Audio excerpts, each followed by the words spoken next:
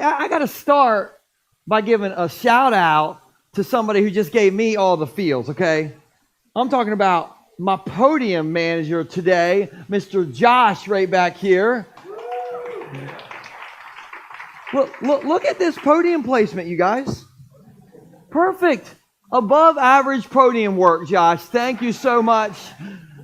No, I love Josh. Josh was over here playing the bass this morning. Josh is one of those guys who's like normally over here playing the guitar, but then he's over here playing the bass. And when I pulled up at 6:45 this morning, guess whose car was already in the parking lot? That guy right there. So I absolutely love our team, love our volunteers. It's awesome.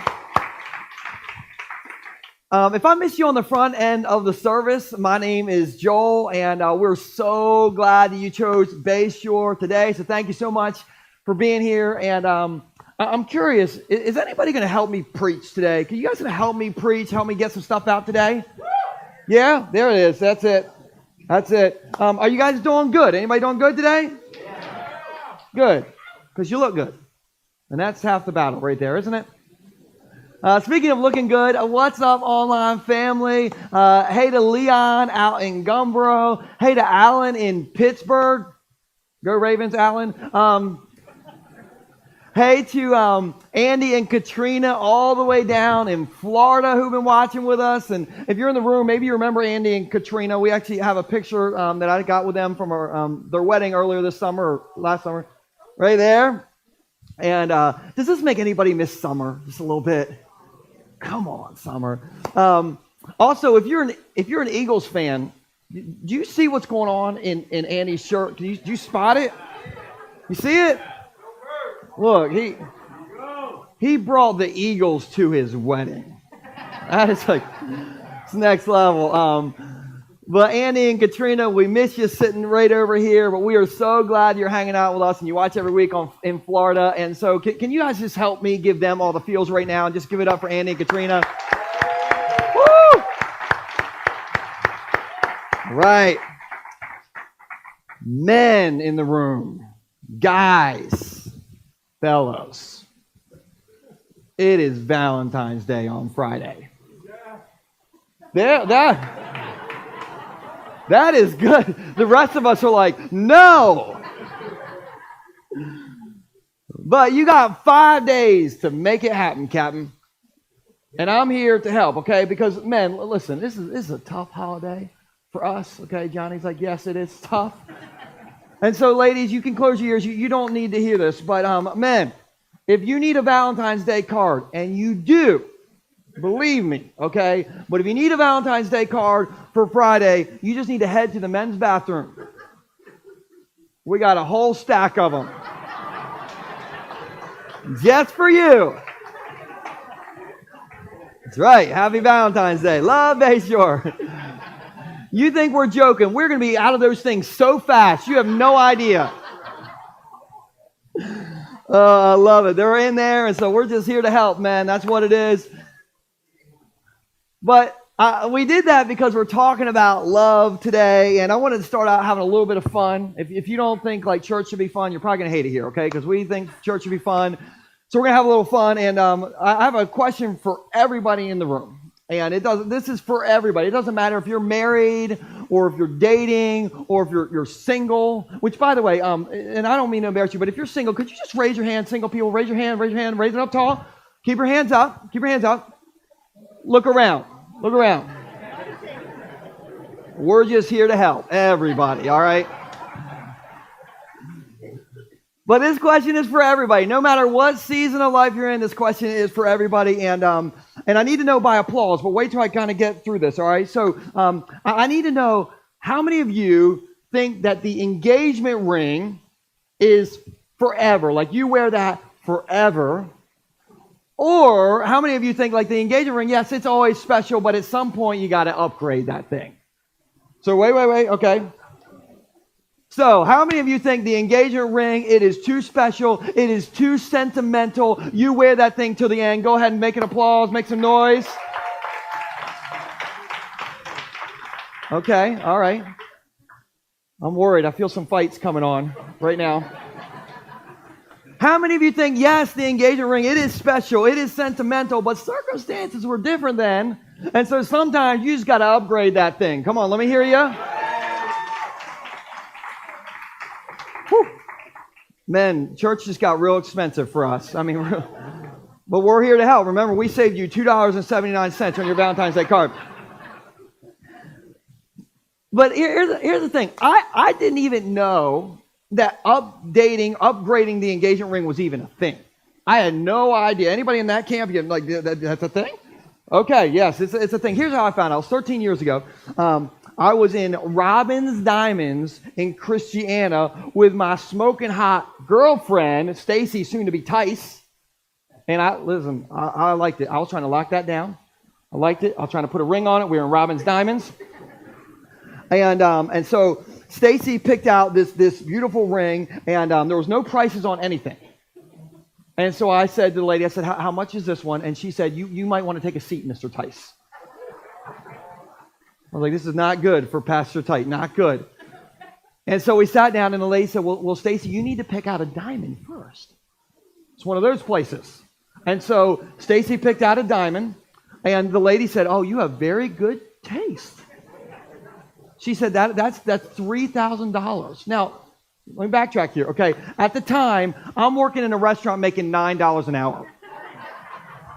The car that drove us there cost me $2,750.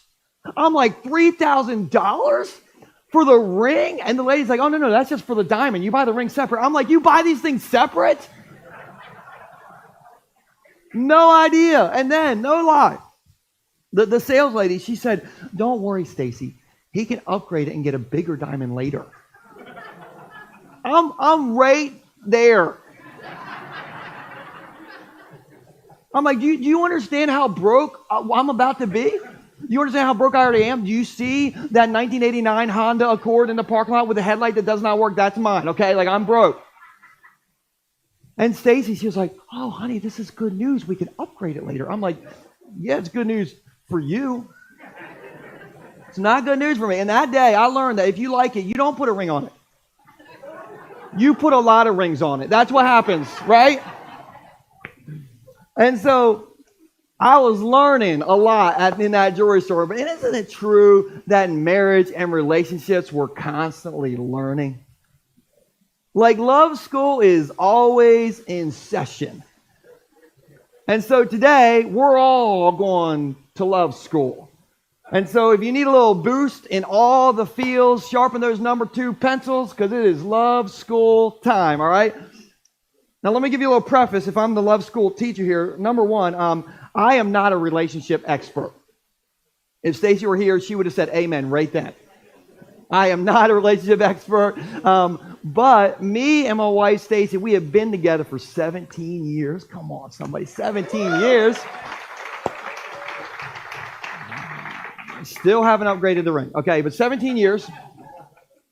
And so I'm just going to share with you some things that I've learned along the way. But before we jump into this, there are 2 love school rules.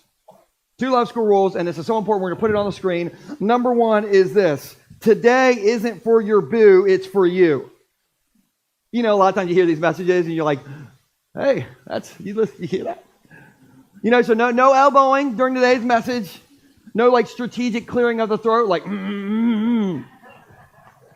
Don't take notes so that later on at lunch you can go to the crooked hammock and slide your notes across the table to your person and say, the Lord was really speaking to you today. No, today is not for your boo, it's for who? You. Okay, here's the second rule, is to stay involved even if you're not romantically involved. Okay, so if you're single, don't check out and spend the next 25 minutes on Christian Mingle. All right, just hang out with me, okay? Because even if you're not romantically involved, everybody in here is relationally involved, right? And so I believe that this has the ability to speak to us no matter what season of life that we're in. And so I believe that God has something for everybody today. So don't check out just because you may not be romantically involved today. So those are the 2 love school rules. We good with those? Okay. So we got those rules. So I want us to go back 12 years to me and Stacy's wedding day. We dated for 5 years. I know, it was a long time. We dated for 5 years. 12 years ago, though, we were standing in front of around 200 people at our wedding ceremony. And I think we have a picture of it. So let's put up this picture right here. It's a wedding ceremony. That guy on the left is my dad. If you can't tell from my hair situation right now, that is my genes right there. And you see that goofy look on my face? That's me thinking, I cannot believe I tricked her into marrying me. Miracles happen, people. But at our wedding, on our wedding day, if we could bring the lights back up, Ed, my dad read the love chapter, 1 Corinthians 13. And so I'm just going to read a part of that for you all today. And if you've been to a wedding like ever, you've probably heard this. So we'll put this on the screen. And this is what it says. It says, love. What is love? It is patient. Love is kind. It does not envy. It does not boast. It is not proud. It does not dishonor others. It is not self-seeking. Hello. It is not easily angered. It keeps no record of wrongs. No elbows, people. No elbows.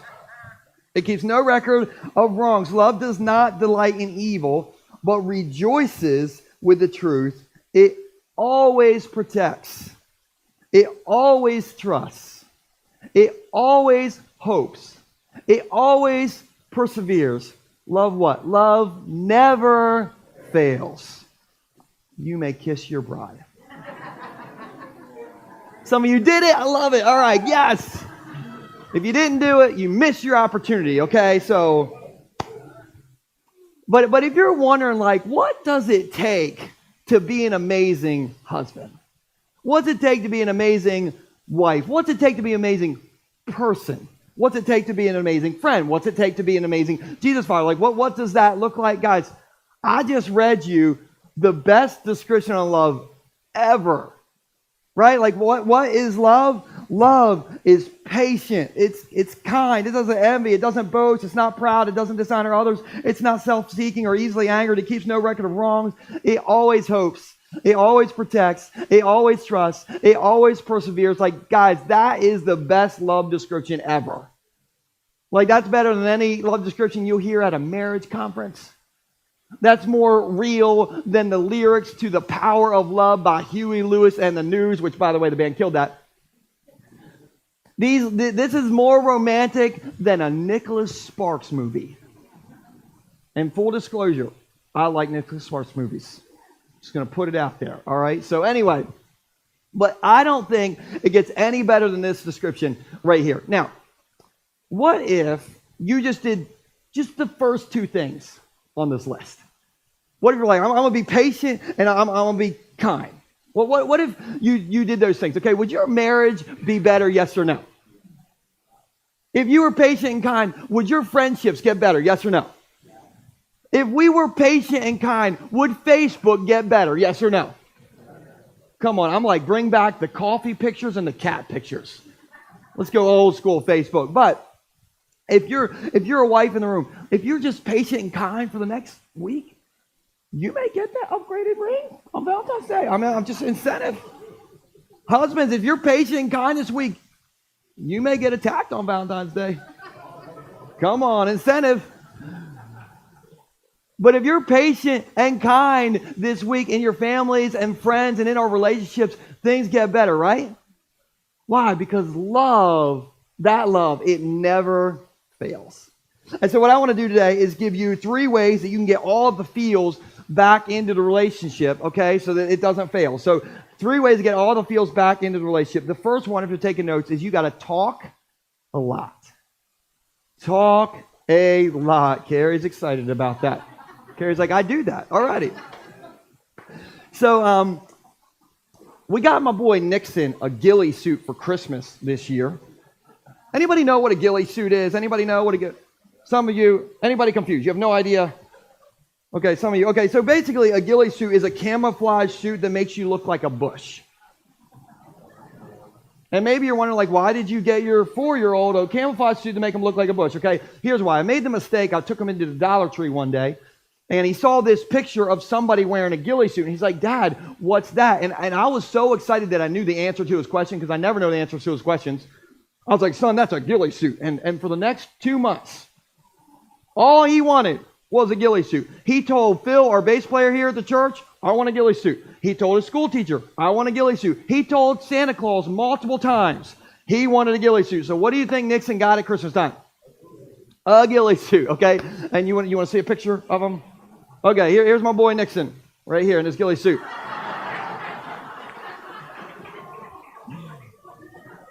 This is a Friday night, a normal Friday night in our house, guys. I don't know. So my boy loves his ghillie suit. And so a couple weeks ago, he wanted to go to his grandparents so he could run around. They have a big piece of property. He wanted to run around their house, look like a bush, okay? So we dropped him off over there so he could run around looking like a bush. And so it was a Friday night. And so that Friday night, it was just me, Stacy, and my daughter Nora riding around in my Civic. And at one point, I'm riding around and I'm thinking, something's wrong. What's wrong? I'm like, it's quiet. And then I heard the radio. I have not heard the radio on my car in 4 years. And then finally it hit me. I'm like, what's wrong? Oh, Nixon is not in the car. This boy talks a lot. He wakes up at 6 a.m. He talks from 6 a.m. till 8 p.m. He will out-talk Oprah. He will out-talk Dr. Phil. He will out-talk, Gayle King. I don't know. He will out-talk everybody. The boy is always talking. He just is that guy. And so if you hear a Bush talking later today, that's my boy. That's my 4-year-old right there. But I think talking a lot is one of the best things that we can do to get all the feels back into the relationship. And men, we got some work to do in this area. Ladies, just say preach it. Just preach it. Some of you are too scared to say it. Just say preach it. Yeah, well, okay, so here's the deal. Men, on average, we say about 7,000 words a day. Unless you're Nixon. Multiply that by 80 times, okay? But we say about 7,000 words per day. My theory is half of those are grunts. Right? Ladies, you say on average about 20,000 words a day with gusts of up to 50,000 words a day. And I would apologize for that, but it's true. Okay, so men talk significantly less typically, but one of the ways to get all the feels back in a relationship is to talk more. Talk about what you like. Talk about what you don't like. Talk about what you want. Talk about what you need. Talk about your hopes, your dreams, your fears, your failures. Talk more. And this isn't just for like marriage relationships. Any important relationship in your life, you need to talk more. Why? Because talking pulls us together and silence pushes us apart. Talking pulls us together, silence pushes us apart. And so talk more. Now, what is talking? We're going to define it this way. We'll put this on the screen. Talking is verbal sharing of your thoughts and feelings. Welcome to Bayshore. We give you the deep nuggets, okay? This is deep. But I needed to point this out because let me just tell you what talking isn't. Talking isn't laying in bed next to your spouse for 2 hours in the dark and looking at your phones. Now, me and Stacy do this. No lie. Okay, this week, this is a true story. Monday night, we're laying in the dark looking at our phones. True story, I texted my wife. And she didn't talk back. She just texted me back. I'm like, woo! That is not talking. Men, listen. Men, talking is not like rattling your glass so she comes and brings you tea. If I do that in my house, I will not be here preaching next week. Okay, I'm just saying. Ladies, talking is not saying, I'm fine. Everything is okay. And then like body slamming the load of laundry. Because this is why that's not talking. Because us men, we will believe you. We're like, she's fine. She's just passionate about laundry. I don't know. Talking is verbal sharing of your thoughts and feelings. And we got to learn how to talk to each other. And so when we talk to each other, Ephesians 4:29 shows us how we talk to each other. So it says this. It says, do not use foul or abusive language. Some of you are like, well, there goes my average word count. Just went way down. But don't use foul or abusive language. Let everything you say, wait, how much? Everything you say be good and helpful so that your words will be, let's say this together, be an encouragement to those who hear them. And so how do we talk to each other? The things that we say to each other should be good and helpful and encouraging. What if everything that you said to people you love in your life was good and helpful and encouraging? Would the relationship get better? Yes or no? Absolutely. And so how do we talk a lot? Everything that we should say when we talk should be good and helpful and encouraging. So, church, you should be an encouragement to your spouse. You should be an encouragement to your kids. You should be an encouragement to your friends. You should be an encouragement to the Walmart greeter. You should be an encouragement to your coworker who eats tuna fish out of the can in the cubicle next to you for lunch. You should be an encouragement to tourists who are feeding the seagulls. Wait, did I take that too far? I took that way too far. Let's take that back. We're not going to go that far here. But anyway, but being an encouragement is part of our job description. And so I have a life rule, like a philosophy I live by, and it's not deep. Okay, I grew up in Gumboro, eating Scrapple. I got really low SAT scores. I don't do deep, okay? But this is my life philosophy that I live by, and we'll put this on the screen. If I think something good, I'm going to say it. If I think something good, I'm going to say it, which is not to be confused with if I think something. I'm going to say anything, okay? That's totally different, okay? So if I think something good, I'm going to say it. So if I think my wife looks good, and she does, I'm going to say it. If I think Bo and the team just killed it when they did Power of Love, I'm going to say it, and they did kill it. If I think my brother is looking stylish in his 5'11 Levi jeans, I'm going to be like, Tim, you look stylish, which, by the way, 5'11s are the best Levi's. I'm just going to put it out there. But if I think something good, I live by this thing, I am going to say it. And what if in our relationships, if we thought something good, we said it? You know what you would be if you did that? You'd be an encouragement. And so this week, when you talk more, okay, are you willing to say some things that are good and helpful and encouraging? Anybody willing to think something good and then say it? Anybody going to do this? My people. Okay, that's good. So talk a lot. That's number one. The second thing, if you're taking notes, is one way to get all the feels back in a relationship is to mix it up. Mix it up. So we're going to mix it up by talking about the year 2003. So I don't know if you remember 2003. I'm going to help you get into the 2003 mode. In 2003, this came out. We'll put this on the screen. The third generation iPod. Who had an iPod? Any of the generations? You had an iPod? Oh, yeah. We got rid of those Walkmans. The tape cassettes were gone. We had MP3s, baby, iPod. So that happened in 2003. The highest grossing movie of 2003 was this movie, The Lord of the Rings, The Return of the King. Any Lord of the Rings fans? Lord of the Rings fans? Some people, okay. Don't hate, but I don't really like Lord of the Rings. I like Nicholas Sparks movies. There it is. Anyway, but the best thing that happened in 2003 is me and Stacy Chowman fell in love. And we did. We fell in love. Okay, the power of love was strong in 2003, you guys. Okay, so strong that at one point I picked up on Stacy saying that she liked handmade gifts. And I had an idea. I was like, I'm going to hand make her a wooden jewelry box. Now, there's only one little thing. Was that a strategic cough? Was that like the problem with that is I don't know how to make things. I don't know how to work wood. I don't know how to whittle and go down to the shop. Okay, and so, but that did not stop me from calling Bo Stinking Dukes 17 years ago, and we went into Bo's woodworking shop, and on that Saturday, I made Stacy this wooden jewelry box. You see this? I made this for Stacy. Look. And by I made it, what I really mean is Bo Dukes made this. Happy Valentine's Day, babe, if you're hearing this, okay?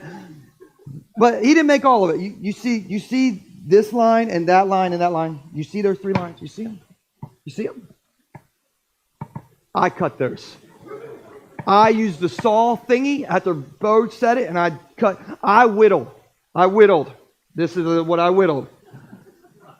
But we spent the whole Saturday making this wooden jewelry box. And isn't it true that when relationships start, we do stuff like that? How many of you got your wooden jewelry box story? You got some version of that story. You made something, you went a little crazy. Nobody? Come on, let me see you. There it is. Look at you. There's the romantics in the room. Some are like, I have no idea. No, but it doesn't have to be a wooden jewelry box. I didn't make it. Bo made it. Maybe you bought the wooden jewelry box. I don't know. But isn't it true that when we're in love at first, we go crazy? You know, we cook romantic meals. We stay up late and talk. We write love notes. We have our friends make jewelry boxes for our girlfriends. We go crazy. But over time, all the feels starts to settle a little bit. And then what happens? We settle into a routine. We're like, hey, you know, what we do in our relationship on Tuesday nights, we go to the grocery store. And on Wednesday, we watch The Masked Singer. And then on Friday, we go crazy. You know, we go to the Bob Evans. Stay up to 10:30 sometimes. I don't know. You know, how many of you have a routine? Routine people. Routines, baby. I love it. But if you want to get all the feels back in a relationship, you got to go back to some of the things that you did at first. And let me show you what Jesus actually said about this in Revelation 2:4. I'll put it on the screen. Jesus said, I have this complaint against you. You don't love me. That's talking about our faith. Or each other. It's talking about our relationships. As you did when? At first. Jesus is like, at first, you're writing those love notes. You were like cooking those romantic meals. You're staying up late at night and you were talking. Pastor Joel was making wooden jewelry boxes, but not no more. And so what do? We got to mix it up. Everybody say, mix it up. Mix it up means that we got to show some effort and some thoughtfulness. Everybody in the room, relationships take effort and thoughtfulness. You know how you spell marriage? W-O-R-K. Work. You know how you spell good friendships? W-O-R-K. Work. Okay, it takes work. And it doesn't really feel like work at first. That's why we're like making, jewelry boxes. But eventually it feels like work and you got to do it anyway.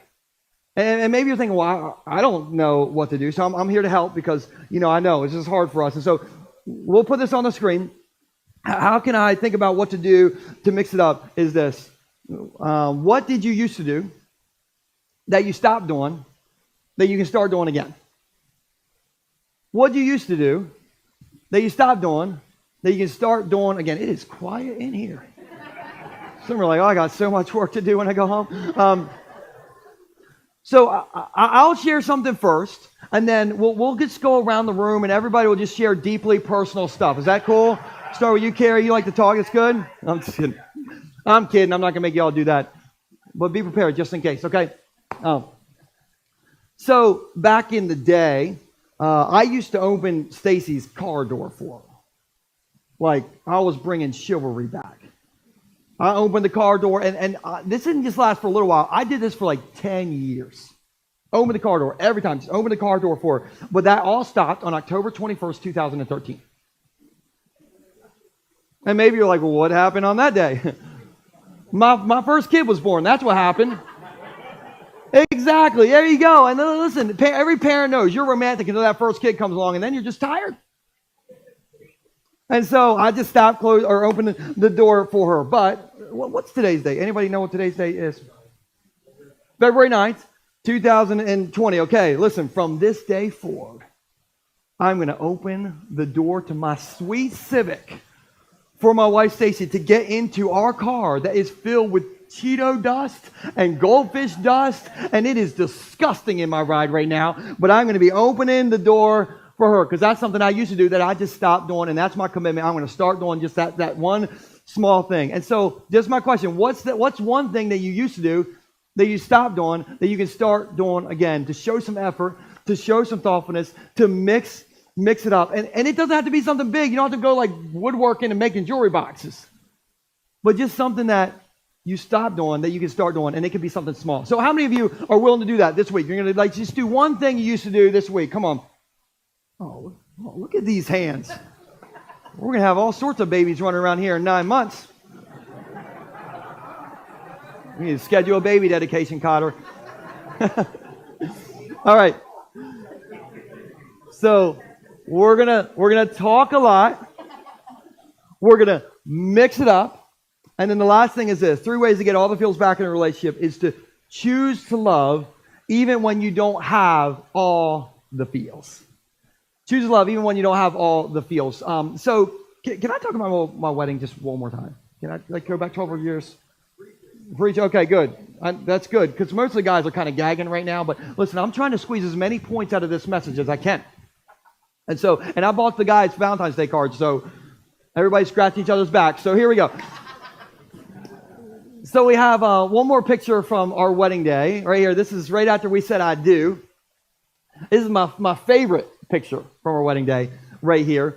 And guys, and if if you're married, you know this. Man, I had all the feels all day on my wedding day, all day, except for one tiny moment. Can I share with you what happened? Okay, so we were at the cheer center at a reception, and we did the thing where we were gonna feed each other cake.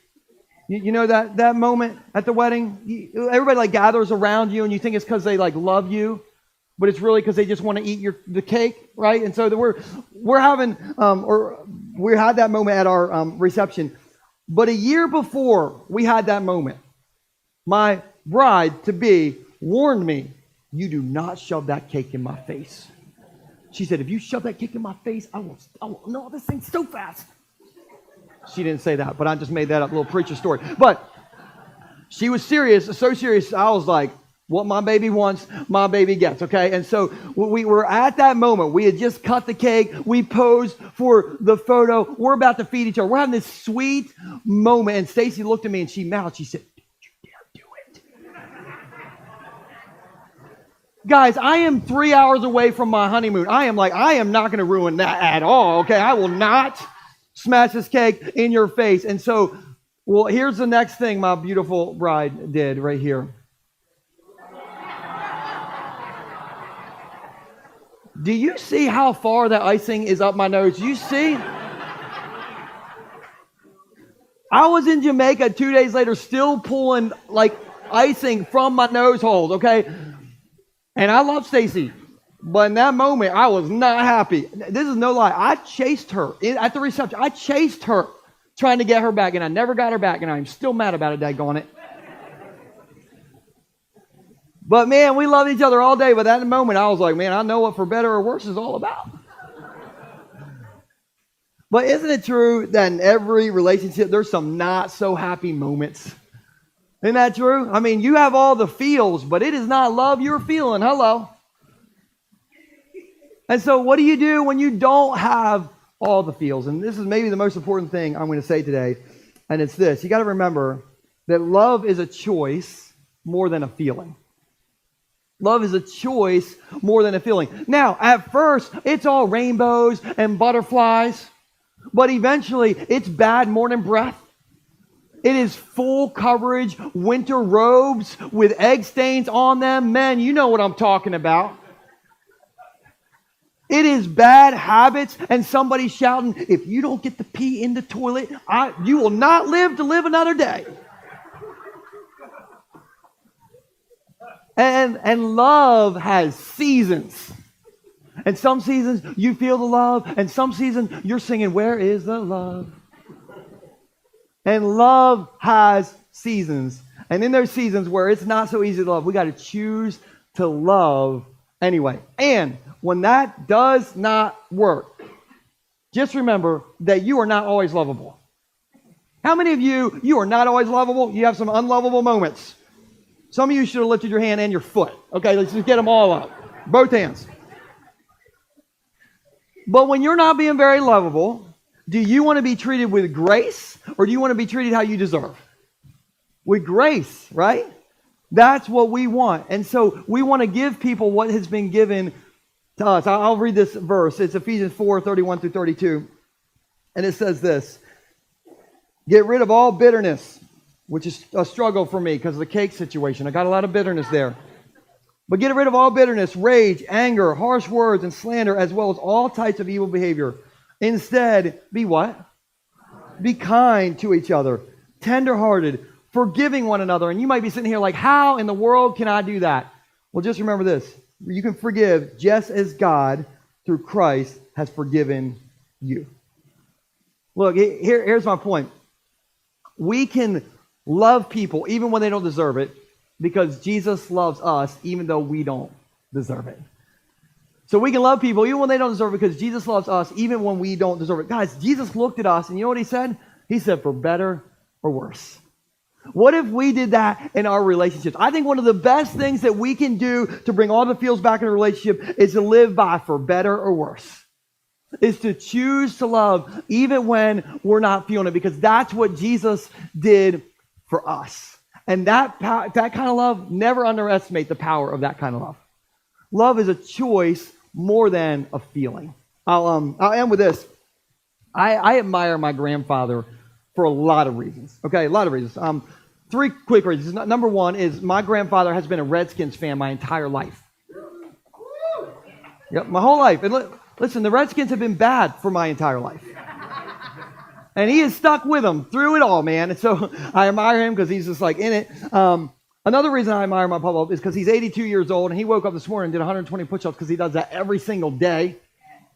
100. Did anybody else do 120 push-ups this morning? Me neither, okay? I even did a push-up contest against my papa when he was 78 years old a few years ago. We have a picture we'll put up on the screen. This is in front of our entire church. My papa in the middle. I'm the speed blower because I'm trying to beat my papa up. My papa straight up owned me in the push-up contest. He's amazing. But one of the reasons I admire my papa most is a recent reason. We buried my mom in 2019, and I watched my 82-year-old papa get on the stage, and he gushed about my mom.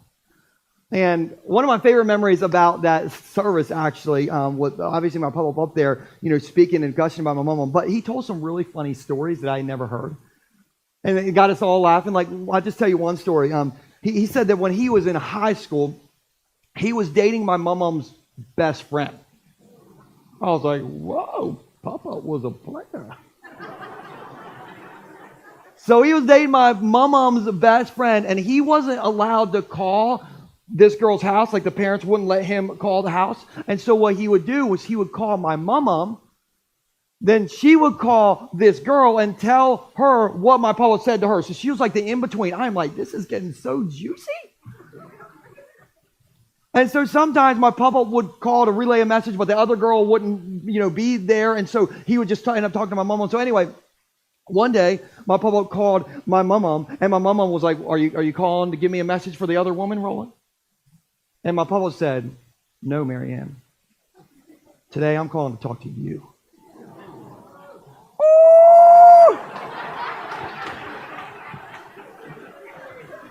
That's a pop-up move right there. Come on, pop-up. I was like, man, that's impressive, pop-up. That's good. But he was married to my mom for over 60 years, and really what I remember most about him standing out there and talking is he said, we have been inseparable for over 60 years.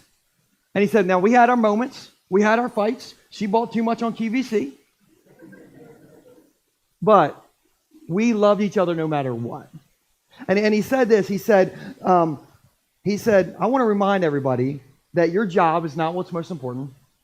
How much money you make is not what's most important. The car out in the driveway or out in the parking lot is not what's most important. He said, what's most important is love. Love is all that matters. And I'm sure there were some days and some weeks and some months and probably some years when they didn't feel like loving each other, but they loved each other anyway. And let me just tell you, when we choose to love even when we don't feel it, like that's an admirable thing, isn't it?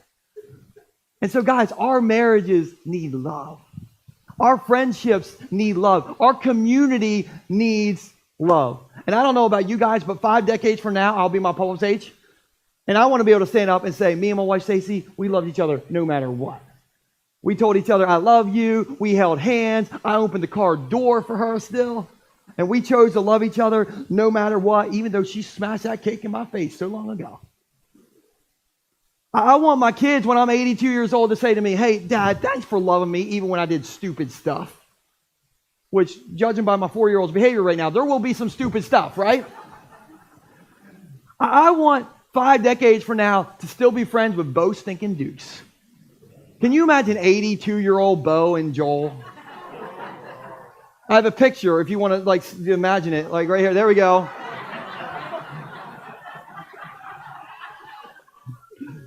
Straight granddadden, okay? Woo!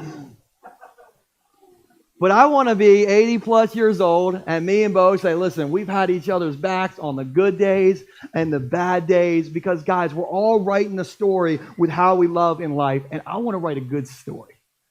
Does anybody else want to write a good story? Come on now. So how do we write a good story? How do we get all the feels back? We got to talk a lot. We got to mix it up. We got to choose to love even when we don't feel all the love. That's how we get all the feels back. Why? Why?